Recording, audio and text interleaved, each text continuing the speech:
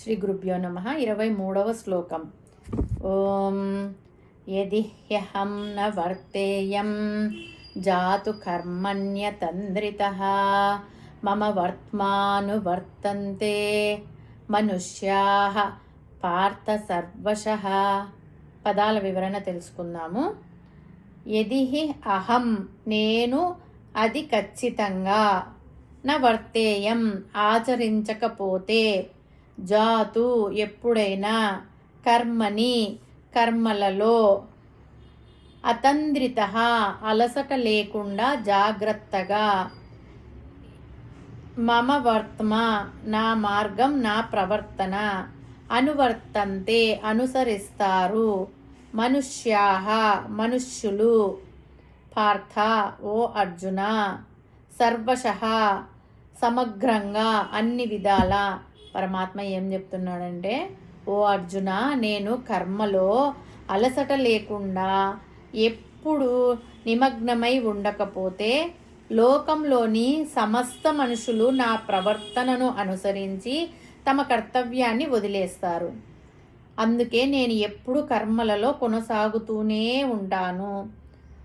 ఇంకా ఏం చెప్తున్నాడంటే, నేను సన్మార్గంలో ఉండి సత్కర్మాచరణ చేస్తూ ఇతరులను ప్రోత్సహించడం కాక కేవలం ప్రోత్సహించడమే ఉపదేశించడమే చేస్తే మిగిలిన వారు కర్మలను మానేసి పతనము పొందుదురని ఆయన ఉద్దేశపడుతున్నాడనమాట. పరమాత్మ ఈ శ్లోకంలో అతంద్రిత అనే పదాన్ని చెప్పాడు. అతంద్రిత అంటే సోమరితనము, బద్ధకము లేకపోవడం. ఏ కర్తవ్యము లేని భగవానుడే తన ఆచరణ విషయంలో ఇంత ప్రమత్తుడై ఉంటే ఇక సామాన్య జనులు ఎంత జాగరూకతతో ఉండాలి అంటే, బద్ధకం లేకుండా కర్మను ఆచరించవలయునో ఊహించుకోవాలి. సాధన యందు తంద్రిత అంటే బద్ధకం పనికిరాదు. ఎందుకంటే అజాగ్రత్తగా ఉన్నచో ఎటువంటి మేధావిని అయినా మాయ పడగొట్టగలదు. ఇంద్రియములు మహాప్రబలమైనవి. ఒక శ్లోకంలో అనుకున్నాం కదా, ఇంద్రియానాం హి చరతామని. ఇంద్రియాలు లాగి పడేస్తాయి మనుషుల్ని, చాలా బలమైనవి. కాబట్టి అహర్నిశలు సాధకులు అహర్నిశలు వివేకము ఎరుకతో ఎంతో ఎరుకతో ఉండాలి. భగవత్కర్ణ ఈ సందర్భంగా ఆవశ్యకమైనది. రాత్రి కానీ పగలు కానీ డ్రైవింగ్ చేసే డ్రైవరు ఎంతో జాగ్రత్తగా డ్రైవింగ్ చేయాలి. ఏ కొంచెం అజాగ్రత్తగా ఉన్నా, బ్యాలెన్స్ తప్పినా అందరికీ ఘోర ప్రమాదం జరుగుతుంది. అలాగే సాధకులు తమ ఆధ్యాత్మిక సాధన యందు సోమరితనము బద్ధకము ప్రవర్తిస్తే గొప్ప పతనము చేకూరును. పరమాత్మ జాతు అనే పదము కూడా ప్రయోగించినాడు. జాతు అంటే ఎల్లప్పుడూ. భగవానుడు తాను ఆచరించు కర్మల విషయమై ఏ కాలమునందు అజాగ్రత్త వహింపరని స్పష్టమగుచున్నది. ఏ కాలంలో కూడా ఆయన అజాగ్రత్తగా ఉండరు. అన్నియు సాధించిన వారే అట్లి ఉంటే ఏమీ సాధించని మనుషులు ఎలా ఉండవలెను? నిరంతరము భక్తితో శ్రద్ధతో తమ సత్కర్మాచరణను ఆచరించవలనని అర్థం.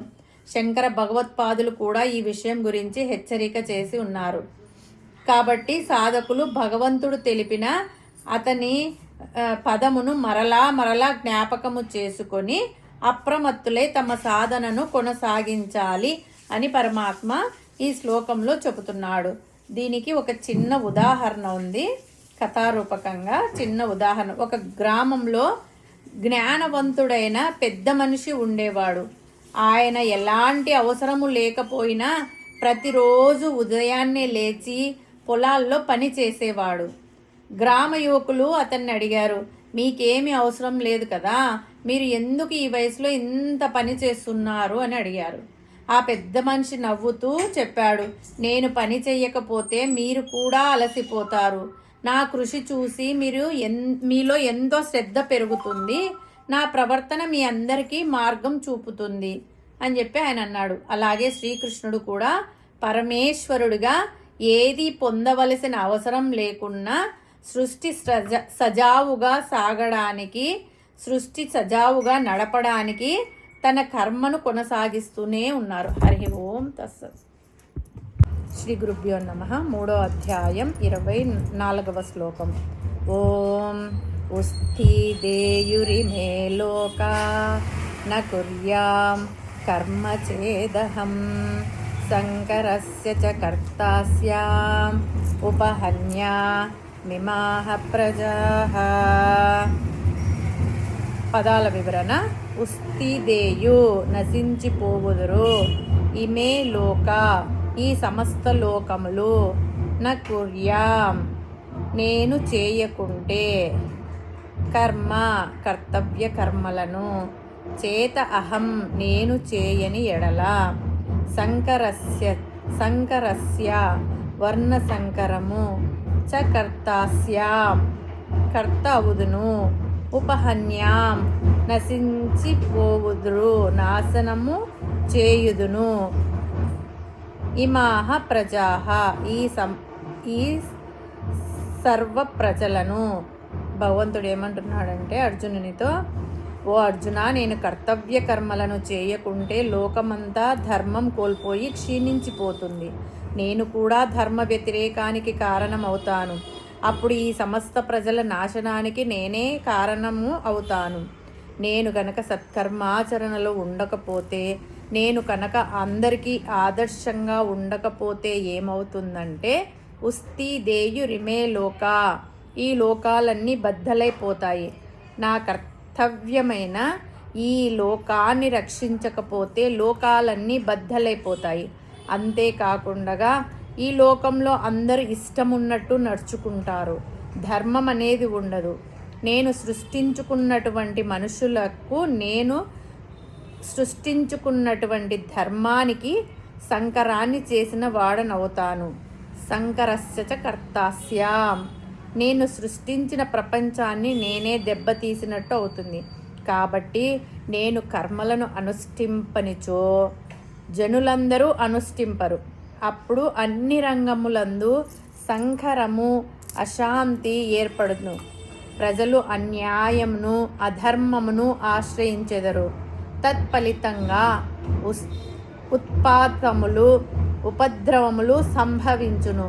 ఈ విధముగా ప్రజల యొక్క వినాశమునకు నేనే కారణభూతుడనగుదును.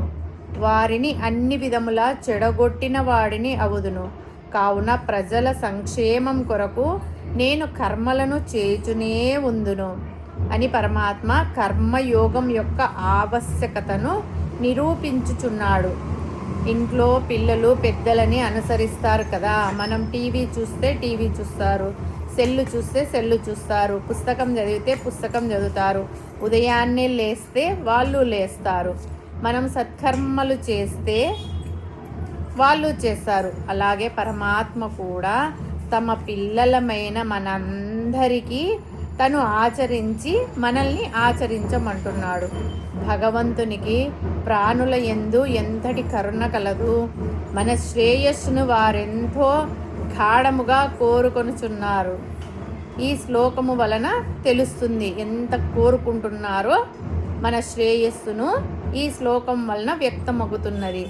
ఈ విధముగా సమస్త ప్రపంచము భగవానుని అడుగుజాడలను నడుచుచు కర్మను త్యజింపక లోకక్షేమమునకు హేతువులు కావలెను. హరి ఓం తస్సత్.